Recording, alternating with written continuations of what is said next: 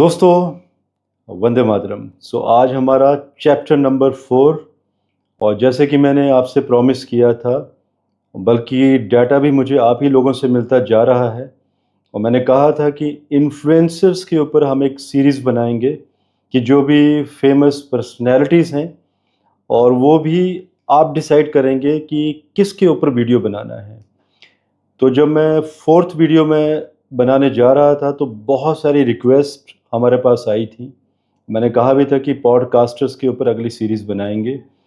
तो बल्कि मैं भी सोचने पर मजबूर हो गया कि कुछ ऐसे पॉडकास्टर्स भी थे जिनके अराउंड 35 मिलियन सब्सक्राइबर और हमारे देश के ही हैं, और कुछ ऐसे भी थे जिनके बहुत कम हैं, लेकिन मिस्टर रणवीर अलाहाबादिया जो कि मुंबई से हैं, और उनके बारे में सबसे ज़्यादा कमेंट आए हैं। तो वो कहते हैं ना कि पॉपुलैरिटी भी कोई चीज़ होती है, और पॉपुलैरिटी और पराक्रम देखा जाता है मंगल से।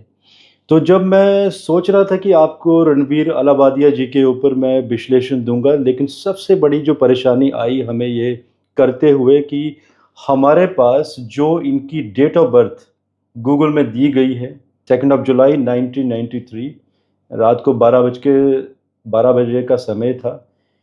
मीन लग्न की कुंडली निकल कर आती है, जो कि बिल्कुल भी मैच नहीं करती है इनकी पर्सनैलिटी से। अब सबसे बड़ा काम था हमारे लिए कि इनका बर्थ टाइम रेक्टिफिकेशन करना। तो आज एक तो पहले आप बर्थ टाइम रेक्टिफिकेशन सीखिए, और पहला जो चैप्टर दिया था मैंने इस सीरीज़ का, एजुकेशनल लेक्चर्स, उसमें भी बर्थ टाइम रेक्टिफिकेशन ही मैंने कवर किया था, हमारे भारत के प्रधानमंत्री श्री नरेंद्र मोदी जी के बारे में। तो एक तो पहला चैप्टर और ये 4th चैप्टर। इससे आप ये सीखेंगे कि अगर किसी व्यक्ति का समय नहीं है, डेट ऑफ बर्थ टाइम नहीं है, या गलत है, या कुछ कन्फ्यूज़न है, तो बर्थ टाइम रेक्टिफ़ाई करना कैसे? आप मिनटों तक कर सकते हैं, जैसे कि मैंने किया है। और जो एस्ट्रोलॉजी के स्टूडेंट्स ये सीरीज़ देख रहे हैं, उनके लिए तो ठीक है, मुझे पता है आप सीख जाएँगे मेरे साथ धीरे-धीरे। लेकिन जो व्यूअर्स हैं, उनके लिए मैं कहूँगा कि किसी की अगर कोई ऐसी कुंडली है जो डेट ऑफ बर्थ में कन्फ्यूज़न है, तो वीडियो के नीचे सर्विस का लिंक दिया हुआ है, बर्थ टाइम रेक्टिफिकेशन का। We do provide such kind of services, but it takes 3 to 5 months time. बहुत समय लगता है। सर्विस लिंक में आप जाएँगे तो you will see a lot of points in the checklist. वो हमें पॉइंट्स चाहिए होते हैं आप लोगों से। और रही बात रणवीर अलाहाबादिया जी की, तो definitely he is a famous personality. तो ऐसे लोगों के बारे में बहुत सारी चीज़ें नेट पर अवेलेबल मिल भी जाती हैं। अभी शुरुआत कहाँ से होती है? देखिए, मैं तो इन्हें नहीं जानता हूँ, और इनके बारे में मुझे अभी कुछ दिन पहले ही मालूम चला है, वो भी आप लोगों के द्वारा, कि ही इज़ ए पॉडकास्टर। अक्सर दोस्तों, मैं अक्सर कहता भी रहा हूँ आप लोगों को कि मैं मोबाइल यूज़ नहीं करता हूँ। मैं यूट्यूब, इंस्टाग्राम, इन सारी चीज़ों से, सोशल मीडिया से दूर रहता हूँ, और सुबह मात्र मैं न्यूज़पेपर पढ़ता हूँ। बल्कि न्यूज़ भी नहीं देखता हूँ, क्योंकि आपको मालूम है, कुछ कहना नहीं चाहता, बिकॉज़ कई न्यूज़ एंकर भी सुन रहे होंगे।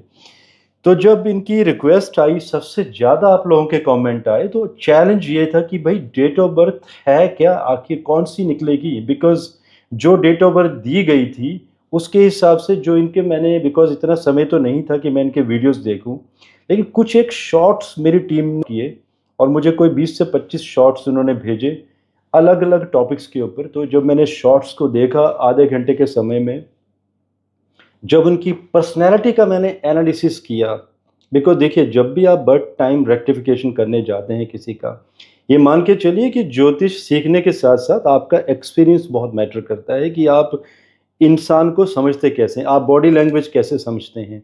आप एक जातक के ऊपर जो देवगुरु बृहस्पति, वीनस, राहु, मंगल, इनका जो प्रभाव है, आप बॉडी लैंग्वेज में समझते कैसे हैं। तो जब मैंने इनके कुछ कंटेंट देखे, तो मुझे एक बात तो तय हो गई कि ये बहुत ही कार्मिक पर्सन हैं, बहुत ही हठी हैं, शनिदेव जी की तरह, जिसे हम हठ योग से भी जोड़ते हैं। बहुत ही मेहनती लोग, जनता के बीच में बहुत ही पॉपुलर, जनता बहुत पसंद करती है। तो कहीं न कहीं मुझे लगा कि इनका शनिदेव जी, जो कि बहुत ही पावरफुल होने चाहिए, क्योंकि जब ये समय इन्होंने इंटरनेट पर दिया हुआ है अपना, 1 जुलाई का, जो कि डेट ऑफ बर्थ गलत है, निस्संदेह गलत है, और डेट ऑफ बर्थ मैं दे भी रहा हूँ आपको परफेक्ट जो मैंने निकाली है, इसमें 10 या 8 मिनट का ऊपर नीचे हो सकता है क्योंकि बहुत कोशिश की है, हल्की सी त्रुटि हो सकती है। और जो भी कोई फॉलोअर्स हैं रणवीर अलाबादिया जी के, आप पूछ सकते हैं उनसे कि क्या टाइम बनता है आप अपने लिए, क्योंकि जो मुझे काम करना था वो कर दिया। लेकिन मैं ये बताऊंगा कि ये मैंने नवमांश और ये टाइम निकाला कैसे, आपको सीखना वो है बेसिकली। सो पहले तो बात ये थी कि गुण देखने थे हमने शनिदेव जी के, तो ये पता था कि उस वर्ष में शनिदेव जी कुंभ राशि में थे। और आज 2024 चल रही है और आज 5 अक्टूबर 2024 है, शाम का समय है। इस समय भी शनिदेव जी कुंभ राशि में भी में ही चल रहे हैं। 30 वर्षों का अंतराल होता है शनिदेव जी का एक राशि में, उसी राशि पे वापिस आने के लिए शनिदेव जी 30 वर्ष का सर्कल पूरा करते हैं। आप सोचिए, तो जो 93 में प्लैनेट्स थे शनिदेव जी, आज वही हैं। तो एक तो सही हो गया कि शनि देव जी है तो कुंभ राशि के होंगे, लेकिन अब क्वेश्चन ये था कि शनि देव जी बैठे कहाँ होने चाहिए। या तो 11th हाउस में बैठे होने चाहिए, या तो सप्तम में, या तो 4th में, क्योंकि लगन के ऊपर दृष्टि तो चाहिए, क्योंकि वो मेहनत करवाते हैं और इंसान को जनता का प्रिय भी बनाते हैं, स्पष्टवादी बनाते हैं, क्लीन हार्टेड पर्सन होते हैं ऐसे लोग। बहुत ज़्यादा मेहनत करते हैं, हठी होते हैं, जब तक वो अपने टारगेट पर ना पहुंच जाएं तब तक वो लगे रहते हैं। तो सबसे पहला क्वेश्चन था शनिदेव जी का, तो मैंने उसको 3 घरों में सेट किया, 4th में, 7th में एंड 11th में। Now the second question was कि जातक का लगन क्या बनता है, क्योंकि देखिए लगन से ही आप गणना करते हैं एक जातक के बारे में कि इंसान की पर्सनैलिटी क्या है। तो because he is very creative person, जो मैंने इनका कंटेंट देखा है, इन्होंने स्पिरिचुअलिटी को भी कवर किया है एंड हमारे देश की धरोहर स्पिरिचुअलिज्म, योगियों के बारे में, डेटिस के बारे में, एलियन कनेक्शन, जो कि कैलाश के बारे में कुछ इनके वीडियोस मैंने देखे, तो कहीं ना कहीं ये कनेक्ट हुआ कि इनका चंद्रमा कहीं 12th हाउस में कनेक्ट जरूर करना चाहिए, या तो कहीं 9th का लॉर्ड भी हो सकता है वो। तो दीज वर एक रैंडम कैलकुलेशंस, क्योंकि 12th हाउस में एलियन कनेक्शन होना ही होना चाहिए, वायु राशि होनी ही चाहिए। बिकॉज अगर वायु राशि नहीं होगी तो आप इतना बढ़िया कंटेंट आप लोगों से इकट्ठा कर ही नहीं सकते। और इसके साथ साथ जब ये मैंने कॉम्बिनेशन देखे तो मैं कुंडली में प्लैनेट्स को एक रफ खाका बनाता चला गया, 3-4 कुंडलियां बनाई मैंने, फिर उसके बाद मैंने टाइमिंग को आगे पीछे किया। नाउ द नेक्स्ट हम प्लैनेट की डिस्कशन करेंगे देवगुरु बृहस्पति, क्योंकि विजडम है, आपकी मेहनत है, ब्लेसिंग्स हैं। अभी आपने पीछे देखा होगा इनका यूट्यूब हैक हो गया था 25 सितंबर को, तो इस इवेंट को भी मैंने कहीं ना कहीं कनेक्ट किया कि अगर यूट्यूब आपका वापस आता है तो उस समय कहीं ना कहीं आपका जो प्रत्यंतर और सूक्ष्म मंत्र है वो देवगुरु बृहस्पति का होना चाहिए, क्योंकि देवगुरु बृहस्पति की ब्लेसिंग्स के बिना आप बढ़ भी नहीं सकते और कहीं बहुत बड़ी दुविधा में फंस जाते हैं। तो अगर वो प्रत्यंतर नहीं आएगा तो आप बच नहीं सकते, ये नियम है बर्थ टाइम रेक्टिफिकेशन के।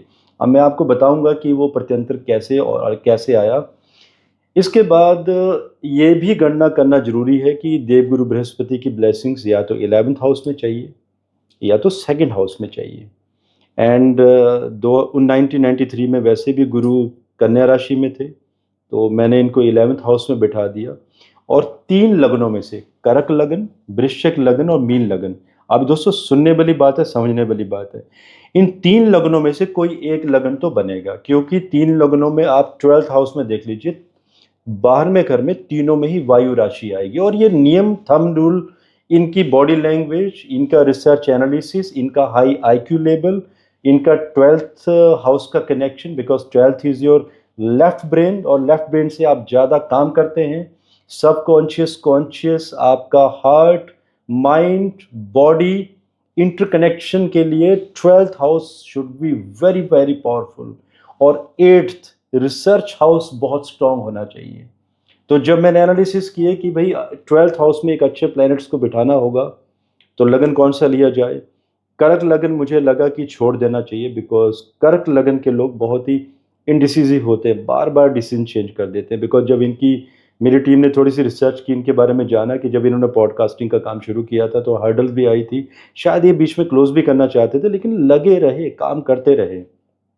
और कुछ सेलिब्रिटीज़ ने बीच में कांटेक्ट किया और इसके बाद पॉपुलैरिटी बढ़ती चली गई। लेकिन देखिए, काम को वो क्लोज करना चाहते थे, किया नहीं। तो कर्क लगन हम कट कर देते हैं, कर्क लगन नहीं आएगा। मीन लगन मछली है, बार बार मन का बदलना। और जब वो भी 38 से 40 ईयर्स तक ऐसे लोग बार बार मन बदलते रहते हैं। आपको पता है ना, मछली सबसे ज़्यादा ट्रैवल करने वाला जीव है पृथ्वी लोक में। ऑलमोस्ट कई कुछ मछलियाँ तो बड़ी बड़ी फिशेस सी में 300 माइल्स, ऑलमोस्ट 580-90 किलोमीटर तक भी ट्रैवल करती हैं 24 आवर्स में। तो घर में आप एक्वेरियम में एक तो मछली रखना बंद कीजिए। इसके ऊपर मैंने ऑलरेडी वीडियो दिया है, वरना आप अपने कर्मस को खराब करेंगे। तो देखिए, मीन लगन तो बिल्कुल भी नहीं बनना था, क्योंकि इनडिसिसिव तो ये है ही नहीं और मछली की तरह तो है नहीं। He is very targeted, very focused person कि मुझे ये करना है तो करना है। और फोकस कौन होता है? कमांडर मंगल। लेकिन मंगल मुझे कहीं ना कहीं लगा कि इनकी कुंडली में नीच का होना चाहिए और भाग्य स्थान को और पराक्रम स्थान को कहीं ऊंच का देखेगा। तो 93 में वो कॉम्बिनेशन भी बन रहे थे। तो मैंने इस ऐसे करते करते मैंने वृश्चिक लगन को बिठाया। अब क्वेश्चन था नववांश कुंडली को कनेक्ट करना कि नववांश किसको बिठाया जाए, बिकॉज नववांश बिठाना इज वेरी वेरी डिफिकल्ट। क्योंकि नववांश आपका दिल है और लगन कुंडली आपका मस्तिष्क है। ये भी बताऊंगा मैं आपको कि नववांश कैसे बिठाया जाता है। मरकरी तो हमने छोड़ ही दिया। मरकरी, मुझे लगा कि हमें मरकरी को वहां बिठाना चाहिए, क्योंकि ये जो स्ट्रगल था हमारा, ये 1 माह की कुंडली बिठाना था। आप सोचिए, इंटरनेट में दी हुई है 2 जुलाई और मैं लेके चल रहा हूँ 1 जून 1993, और वो भी शाम के 6:34 का मैंने समय निकाला है अपनी गणना करके। क्योंकि इतना बड़ा चैलेंज, वो भी आप सोचिए ना कितना लंबा स्ट्रगल है। बिकॉज जून में 30 डेज, जुलाई में के 2 दिन और 32 दिन, तो 32 दिन हमने ऑलमोस्ट 45 डेज पीछे के लिए, 45 डेज आगे के, 90 दिनों की हमने गणना की ऑलमोस्ट रैंडम की। लेट्स सी कि कहाँ का चार्ट बैठता है। तो पहले तो पर्सनालिटी को देख के हमने एक खाका बना ली कि प्लैनेट्स इस तरीके से चाहिए। तो पहले वृश्चिक लगन तो डिफाइन हो गया था, ठीक है। सो वी नेल इट कि हमें ये वृश्चिक लगन चाहिए। मंगल को 9th हाउस में, मतलब वो आना ही आना था। मंगल यहाँ पे नीच के, और देखिए मंगल कहाँ देख रहे हैं। एक तो बहुत ही ऐसे लोगों के बारे में कहना चाहूँगा, मतलब गुस्से वाले तो होते हैं, लेकिन गुस्सा कहीं न कहीं मन में दबा लेते हैं, रिएक्ट नहीं करते, सही समय आने पर रिएक्ट करेंगे। अब देखिए मंगल यहाँ पर क्यों बिठाया गया, आप इनके वीडियोज़, कंटेंट, काम देखिएगा। पराक्रम में शनि बैठे हैं चौथे स्थान में, 4th हाउस, जनता का स्थान। मतलब जनता से कहीं न कहीं आपको सुख मिलेगा।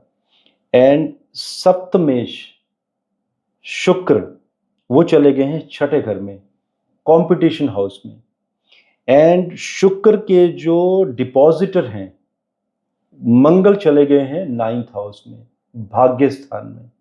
मतलब आपका जनता का कंपटीशन, जनता ही दे रही है आपको कंपटीशन में सक्सेस आपके, और वो भी जनता ही हेल्प कर रही है आपका भाग्य बनाने में। और आपका क्या कर रही है, मंगल क्या कर रहा है, आपके पराक्रम को आपका बढ़ाता जा रहा है। मंगल अपनी मकर राशि को ऊंच होकर देख रहा है यहां पर। तो इस तरह से एक एनालिसिस, और मंगल क्या है, कमांडर, पराक्रम, कि आप अपने पराक्रम से बहुत कुछ करेंगे। और सबसे बड़ी बात मरकरी की, मरकरी, मेरी कोशिश थी कि इसे मैं कहीं ना कहीं 8th हाउस में लेके जाऊं। तो 8th हाउस में बैठा ये 1 जून के आसपास, वो भी चंद्रमा को मुझे कहीं लेके जाना था, या तो 8th हाउस में या तो 12th में, लेकिन वायु राशि में लेके जाना था। तो मैंने इसको 12th हाउस में कनेक्ट किया, वायु राशि में। तो चंद्रमा को जब वायु राशि में बिठाया और बुध को हमने अष्टम में बिठाया, 8वां घर आपका रिसर्च। और ऐसे व्यक्ति अपने फैमिली में ऐसे पहले शख्स होते हैं जो कुछ हटकर कुछ नया करते हैं, जो कभी किसी ने ना तो सोचा होता है, ना कभी किसी ने किया होता है। एंड गुड रिसर्च, डेप्थ, गहराई में वो चीज़ें निकाल के देना जो किसी ने कभी सोचा ही ना हो, जो किसी के कभी जहन में आ ही ना सके। Because Mercury is your wisdom, your intelligence, depth, गहराई, occult, hidden sciences and conspiracy भी है, वो चल भी रही है इनके अगेंस्ट, अपनों के ही दोबारा आएंगे, उसके ऊपर भी आएंगे। तो मरकरी को 8th हाउस में बैठाया गया। अब कौन से प्लेनेट बनते हैं जी? हमें ये भी मालूम चला कि इनकी शादी अभी तक नहीं हुई है, तो लगा कि कहीं ना कहीं 7th हाउस, एज भी बढ़ रही है, या तो मैरिज, डिनाइल मैरिज योगा होने चाहिए, because I have seen few such kind of people who are very popular, very famous. या तो वो शादी करते नहीं है, या तो मैरिज में कहीं ना कहीं समस्याएं आती हैं। तो 7th हाउस में आप देखिए, सूर्य ग्रहण योग, सप्तम घर पीड़ित हो चुका है, और नववांश कुंडली में भी 7th लॉर्ड जुपिटर अष्टम में चले गए हैं। अब कई लोग ये भी कहेंगे कि इस कुंडली में देवगुरु बृहस्पति भी तो दृष्टि दे रहे हैं नवम में। देखिए, दे तो रहे हैं, लेकिन आप रूल नहीं भूल सकते हैं ना आप, कि 7वां घर है, पीड़ा देगा तो देगा। और लेकिन ऐसा नहीं है, इसके सॉल्यूशंस हैं। इनके सॉल्यूशन ये होते हैं कि ऐसे जातक जब भी शादी करें, ट्रांजिट बेस्ड मुहूर्त में शादी करें, जिसमें आपका षडबल एंड आपका भिनाष्टक, आपका सर्वाष्टक एंड भिनाष्टक में ये कोशिश होती है कि आपके 7th हाउस में कम स्कोर होना चाहिए, 9th हाउस में स्कोर बेहतरीन होना चाहिए, 5th हाउस में अच्छा स्कोर होना चाहिए, एंड कोशिश होनी चाहिए कि 7th में, 5th में, 2nd में, 4th में, इन हाउसेज में 4 पॉइंट से नीचे पॉइंट भिनाष्टक में नहीं होने चाहिए। अगर होंगे तो मैरिज में समस्याएं पैदा करेंगे। तो ये एक गाइडलाइंस हैं, रेमेडीज नहीं है। रेमेडीज वो होती है जो आप दान पुण्य पूजा पाठ जेमस्टोन यज्ञ करते हैं। These are the guidelines. Better है कि गाइडलाइंस अगर फॉलो हो जाएं जातक के द्वारा शादी से पहले, तो फिर शादी में कभी समस्या नहीं आएगी। और ऐसे मुहूर्त डिजाइन करने में बहुत समय लगता है। पंचांग में तो मुहूर्त होते हैं, लगन तो कोई भी निकाल सकता है, विवाह शोधन कोई भी कर सकता है, एस्ट्रोलॉजर या पंडित। लेकिन ट्रांजिट बेस्ड मुहूर्त निकालने के लिए कम से कम 20-25 घंटों का समय लगता है। और दोस्तों, ये सारी चीज़ें सिखाऊंगा मैं आप लोगों को। और दूसरा गाइडलाइन यहाँ पर वैदिक मैच मेकिंग। मैच मेकिंग नहीं, वैदिक मैच मेकिंग। क्योंकि मैच मेकिंग तो सिंपल होता है, वो तो आप किसी भी सॉफ्टवेयर में जाएंगे, डाटा पंच कीजिए, रिपोर्ट निकल कर आ जाएगी। लेकिन वैदिक मैच मेकिंग में अश्कूट मिलान के साथ साथ लग्नेश का भी मैच करना होता है, जो कि हमारी क्लासिक्स में भी नहीं है। बिकॉज मैंने इसके ऊपर कुछ रिसर्च की है, वो अपनी रिसर्च आप लोगों के साथ जरूर शेयर करूंगा। और ये वो रिसर्च है जो अभी मार्केट में नहीं आई है, किसी के पास भी नहीं है, बिकॉज मैंने इस पे काम किया हुआ है। एंड आई प्रॉमिस दोस्तों, मैं जितने भी वीडियो बनाता जाऊंगा, मेरे सारे जो भी मैंने लर्निंग, जो एक्सपीरियंसेस लिए हैं, I will keep on sharing everything with you all. अब सबसे बड़ा चैलेंज ये भी था कि राहु इंटेलिजेंस, राहु के बिना आप फेमस नहीं हो सकते। आप देखिए ना, इनको पीछे एक अवार्ड मिला था 8 मार्च 2024 को, हमारे भारत के प्रधानमंत्री श्री नरेंद्र मोदी जी पर। I think it's very coincident कि नरेंद्र मोदी जी की कुंडली पहली बनी है और इनकी 4th बारी बन रही है, वो भी आप लोगों की रिक्वेस्ट के ऊपर, वो भी बर्थ टाइम रेक्टिफिकेशन पे दोनों चार्ट बन रहे हैं। 8 मार्च 2024 को जब मैंने ये चार्ट बनाया, तो टाइम सेट किया, तो 6:34 का जब मैं लेके गया इसको टाइम को, तो इसमें हमारे पास जो अंतर प्रत्यंतर आए, वो आए गुरु में राहु और राहु में शनि। तो ये तो मेरे लिए बहुत इंपॉर्टेंट था निकालना कि ये जो समय था उसमें राहु का इन्फ्लुएंस तो बहुत ज़रूरी चाहिए। बिकॉज ऐसे भी इन्फ्लुएंसर्स हैं, ऐसे भी पॉडकास्टर्स हैं हमारे भारत में, जिनके 35-40 मिलियन सब्सक्राइबर्स, उनको रिवार्ड नहीं मिला। लेकिन एक ऐसे व्यक्ति को मिल जाता है जब इनके शायद 8 मिलियन होंगे शायद, तो क्यों मिला? क्योंकि कहीं ना कहीं कुछ कुछ तो बात होगी, जनता के प्रिय होंगे, कुछ तो ऐसा कंटेंट डिलीवर किया होगा जो भारतीय सरकार को भी अच्छा लगा होगा। और भारतीय सरकार के पास न्यूज़ कहाँ से पहुँचेगी? पब्लिक ही पहुँचाएगी डेफिनेटली। तो देखिए, इट डजेंट मैटर कि आपके सब्सक्राइबर कितने हैं। अक्सर मुझे कई बार लोग कहते भी हैं कि हमें इसके ऊपर काम करना चाहिए, सब्सक्राइबर बढ़ाने चाहिए। दोस्तों, मैं अक्सर आप लोगों को कहता हूँ कि नंबर्स के पीछे मत भागो, आप अपना काम करते चले जाओ, क्योंकि सुकून उसी में होता है। अगर आप नंबर के पीछे भागेंगे तो नींद नहीं आएगी आपको। और अक्सर ऐसी मैं लोगों को गाइडलाइंस क्या काउंसलिंग भी कई बार दे चुका हूँ, क्योंकि अक्सर मैंने लोगों को देखा है कि सोशल मीडिया में वीडियो बनाते हैं, लाइक्स एक्सेट्रा इतना कुछ देखते रहते हैं, and I have seen people in depression. So don't go into that. तो देखिए, आप सोचिए ना कि एक अराउंड 8 मिलियन वाले व्यक्ति को रिवार्ड दिया जाता है गवर्नमेंट के द्वारा, मतलब कहीं ना कहीं राहु का इन्फ्लुएंस जरूर चाहिए, और वो भी क्रिएटिविटी के ऊपर। तो मुझे राहु की महादशा अंतरदशा चाहिए थी, तो देखा मैंने कि इस कुंडली में गुरु में राहु का अंतर चल रहा है 7 जून 2023 से 31 अक्टूबर 2025 तक, जो कि एक बेहतरीन समय है। लेकिन इसके बाद बहुत ही हर्डल शुरू होने वाली है, वो भी मैं शेयर करूंगा आपके साथ। तो राहु ने सडन पॉपुलैरिटी देनी थी, एंड राहु में देखिए परतंत्र कौन सा आता है, शनिदेव जी का, जनता के प्रिय। और ऐसे लोग जनता के साथ बहुत जबरदस्त तरीके से कनेक्टेड रहते हैं। ब्लेसिंग्स, जनता की भी ब्लेसिंग्स दिखाई दे रही हैं। गुरु योर विजडम, गुरु ने इनको देखिए 11th हाउस में धन भी काफ़ी दिया, बिकॉज ये भी मालूम चला है कि इनके और भी कुछ व्यवसाय हैं। तो आप देखिए ना, एक तो गुरु राहु शनि, इसने इनको रिवार्ड दिया, मतलब ये टाइम कहीं ना कहीं कंफर्म बैठता है। जो मैंने इवेंट्स को मैच करवाता चला गया मैं, और ये मैच होते चले गए। आप देखिए इनका शुक्र जो कि 7th लॉर्ड है, जनता स्थान का मालिक। कंपटीशन बहुत पॉडकास्टर्स में है, लेकिन जनता इनको बहुत लाइक करती है। और इनका वीनस एलियन चंद्रमा के साथ इज वेरी मच कनेक्टेड, वो भी 6th हाउस में। आप याद कीजिए, मैंने एक वीडियो दिया था बहुत पहले, मैंने कहा था कि वो वक्त चला गया है जब देवगुरु बृहस्पति केंद्र और त्रिकोणों में होते थे तभी आपके राजयोग बनते थे। नहीं, ऐसा नहीं। आज के समय में सबसे बेहतरीन राजयोग बनते हैं 6ठे 8वें और 12वें घर में। इनके 3 प्लैनेट्स इन 3 घरों में है, वो भी कौन से प्लैनेट, बेनिफिक प्लैनेट्स। अब एक कॉम्बिनेशन मुझे और दिखाई दे रहा था, जैसे कि आपने देखा होगा मैं कुछ वीडियोस भी देता हूँ, and I am a medical astrologer, जिसमें मैंने कई सारे डिजीज डिसऑर्डर्स के ऊपर वीडियो दिए हैं, autism, ADHD.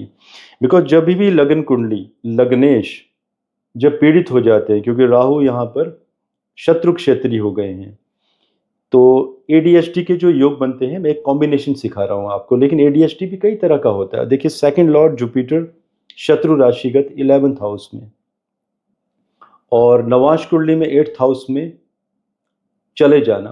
8th house is depth, research, high IQ level. और इसके बाद तृतीय शनि 4th हाउस में तो बैठे हुए हैं, जो कि आने वाले टाइम में अपनी महादशा में ट्रबल भी देंगे, क्योंकि तारा चक्कर में ये 3rd महादशा साबित होने वाली है, जो कि बहुत सारी ट्रबल देंगी। ऐसा जरूरी नहीं है कि शनि देव जी कुंभ राशि के यहाँ पर मूल त्रिकोण के हैं तो परेशानी नहीं देंगे। डिपेंड करता है कि नक्षत्र कौन सा लिया है। धनिष्ठा मंगल का नक्षत्र लिया है तो परेशानियां तो जबरदस्त देंगी। तो शनि देव जी के ऊपर कोई भी किसी भी शुभ ग्रह की कोई दृष्टि नहीं है। तो लेकिन यहाँ पर ये जरूरी नहीं कि किसी को एडीएचडी अगर कुंडली में दिखाई दे रहा हो तो वो ट्रबल ही देगा। देखिए कई बार ब्लेसिंग्स इन डिस्गाइज भी होता है। कुछ ऐसी कुंडलियां भी होती हैं, जैसे इस कुंडली के ऊपर मैं बताऊं, high IQ level, extreme intelligence. तो कई बार बड़े बड़े साइंटिस्टों को आप देखेंगे, माइल्ड सिम्टम होते हैं, आप पकड़ नहीं सकते हैं। आप सिर्फ बॉडी लैंग्वेज में, जिसको पता हो, जो बॉडी लैंग्वेज समझता हो, वही समझ सकता है। तो देखिए ये बहुत स्ट्रॉन्ग ब्लेसिंग्स यहाँ पर, जो कि इंडिकेशन देती है कि ऐसा जातक मतलब बाल की खाल निकाल देगा, बहुत ही डेप्थ तक जाएगा। तो जो भी जातक, जो लोग इनको जानते हैं, 1 to 1 जो इनके साथ रूबरू होते हैं, उनके बारे में मैं कहना चाहूँगा कि ये जितने ज़मीन से ऊपर दिखाई देते हैं, उससे 10 टाइम ज़मीन के नीचे भी हैं ये। बिकॉज़ नीचे का मतलब कि मैं गहराई की बात कर रहा हूँ, कि बहुत डेप्थ है इनकी।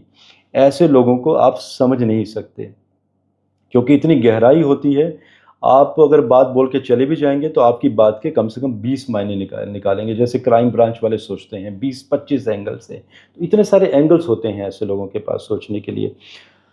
अब देखिए वाणी स्थान का स्वामी, पॉडकास्टर योग भी तो चेक करना है भी हमने, कि पॉडकास्टिंग मीडिया के योग बनते भी हैं, कुंडली में नहीं बनते हैं। क्योंकि इतनी सारे एनालिसिस कर लिया हमने, बर्थ टाइम रेक्टिफिकेशन कर लिया, तो कोई प्रोफेशन भी तो मैच कर लिया जाए। तृतीयेश, एक तो हाई एजुकेशन लेवल, एजुकेशन स्थान का लॉर्ड जुपिटर खुद अपने घर को देख रहा है, ब्लेसिंग्स।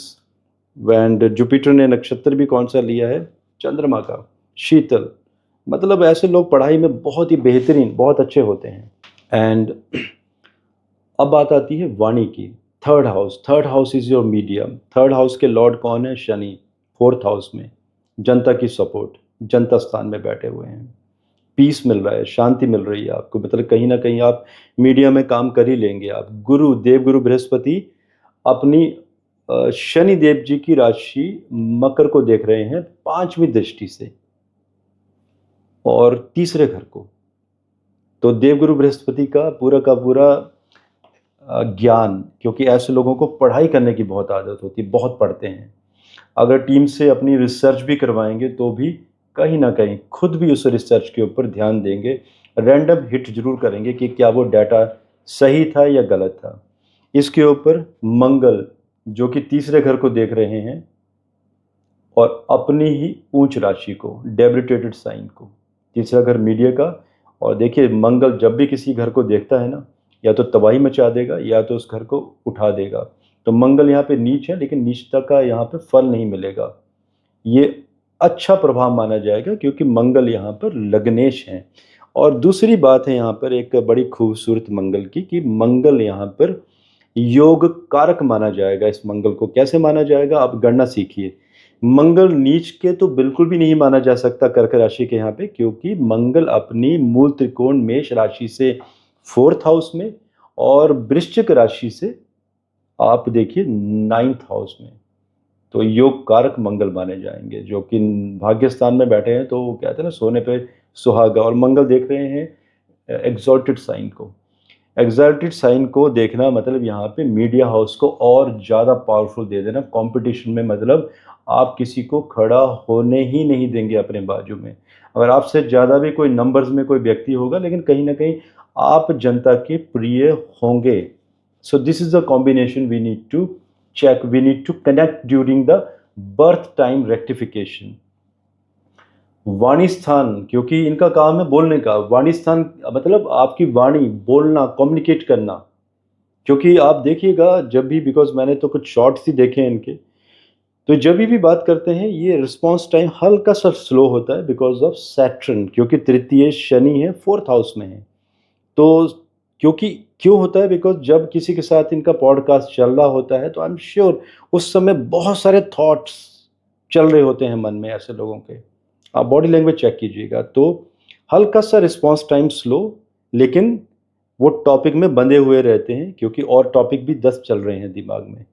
और वाणी स्थान का स्वामी बुध जो कि स्वराशि है, अष्टम में है, रिसर्च हाउस में। कहाँ देख रहा है, वाणी हाउस को खुद देख रहा है। तो और मंगल कहाँ देख रहा है, 4th हाउस को, जनता स्थान को। तो पॉडकास्टिंग का कॉम्बिनेशन, मीडिया का कॉम्बिनेशन आपका यहाँ से बनेगा। अब आते हैं हम कि शनि देव जी की जब महादशा शुरू होगी अक्टूबर 2025 के बाद, तो वो कैसी बीतेगी। ये जिंदगी की सबसे प्रॉब्लमैटिक महादशा साबित होगी, जो कि कुछ क्रिटिकल क्रॉनिक हेल्थ इश्यूज भी इंडिकेट करती है।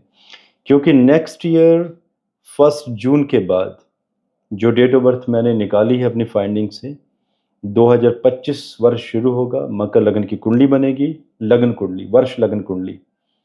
और ज्योतिष के स्टूडेंट हैं, आप अपने सॉफ्टवेयर में डाल के देख लीजिएगा, जिसमें मंगल और मून 7th हाउस में चली जाएगी। और 7th हाउस आपको मालूम है क्या होता है।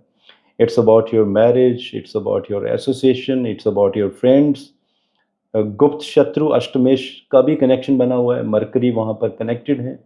क्योंकि जब इनकी हैकिंग हुई थी साइट में, तो उस समय इनके यूट्यूब में, तो उस समय जो अंतर निकल के आ रहा है, जुपिटर राहु मरकरी, मतलब मरकरी मतलब अष्टम घर। कोई ना कोई आपके अपने ही मित्र ने कोई परेशानी की है, बहुत ही क्लोज है अपना, जो आपके साथ बहुत क्लोज एसोसिएटेड है, लेकिन गुरु ने वहाँ पर ब्लेसिंग्स दे दी, संभाल लिया। और यही परेशानियाँ 2025 में मून और मंगल अष्टम घर में, सप्तम घर में, जो कि मित्र स्थान में, मित्रों के द्वारा परेशानी, मित्रों के द्वारा जेलसी, मित्रों के द्वारा हर्डल्स खड़े करना। और कुछ एम्प्लॉयज़ जो ऐसी ऑर्गेनाइजेशन में होते हैं, वो कहीं ना कहीं डाटा लीकेज करना उनके द्वारा, जो सबसे प्रिय होते हैं उनके द्वारा धोखा मिलना। तो इस तरह का शनि का एक इंडिकेशन यहाँ पे आप देख सकते हैं, जिसमें शनि में जब शनि का अंतर आएगा तो लाइफ को स्लो कर देगा। जो अभी बूम बना हुआ है वो 31 अक्टूबर 2025 के बाद अचानक डिप करना शुरू करेगा for next 3 years and 3 month। इसके बाद मरकरी आएगा, वो फिर बेटर करेगा। लेकिन ऐसा नहीं है, समाधान होते हैं कुंडलियों में। ये भी देखना होता है कि आपके भिनाष्टक में कितने पॉइंट बनते हैं, भिनाष्टक को बल कहाँ से देना है, त्रिशांशा कुंडली में आपके बाकी प्लैनेट्स कहाँ चले गए हैं।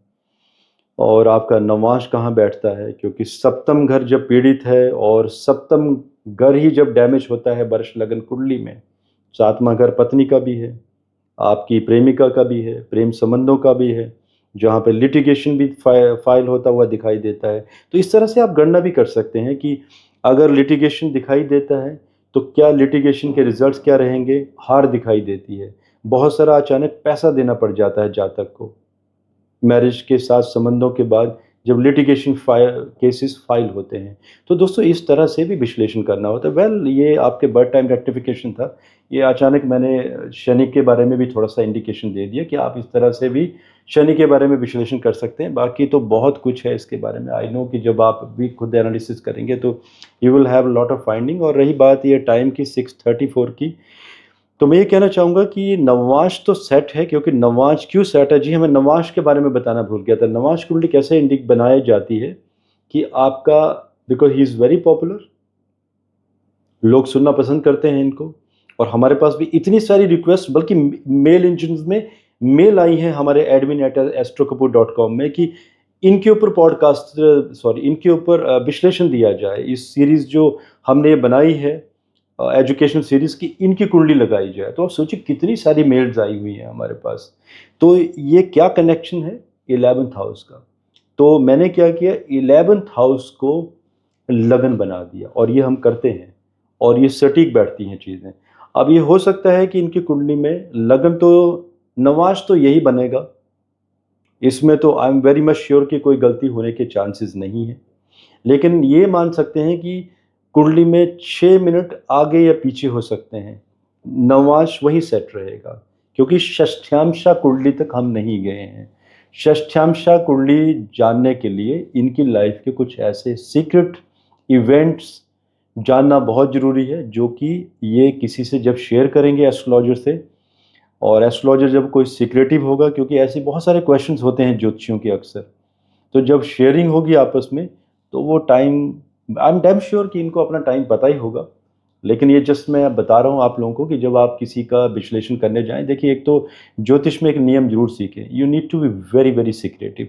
आपके पास कोई भी आए, आप उसका डाटा हमेशा ही सिक्योर रखिए। जब तक कोई देशद्रोह ना करे तब तक उसका डाटा लीक मत कीजिए। देखिए देश है हमारा, और मेरे पास भी कई लोग ऐसे आते हैं सेलिब्रिटीज़, और आपने देखा होगा दोस्तों, मुझे कोई शौक़ नहीं है किसी के साथ फ़ोटो खिंचवाने का, और मेरी आदत है कि मैं सबका डाटा बहुत ही हाई प्राइवेसी से मेंटेन रखता हूँ। लेकिन यस, मैं ये भी कहता हूँ कि अगर मुझे कहीं पता चलता है कि किसी मेरे क्लाइंट द्वारा कोई देशद्रोह किया जाता है और हमारे देश के लिए कोई खतरा है, तो मैं डाटा बिल्कुल मैं भारतीय सरकार को दूंगा, तो मैं बिल्कुल डाटा पास ऑन करूंगा।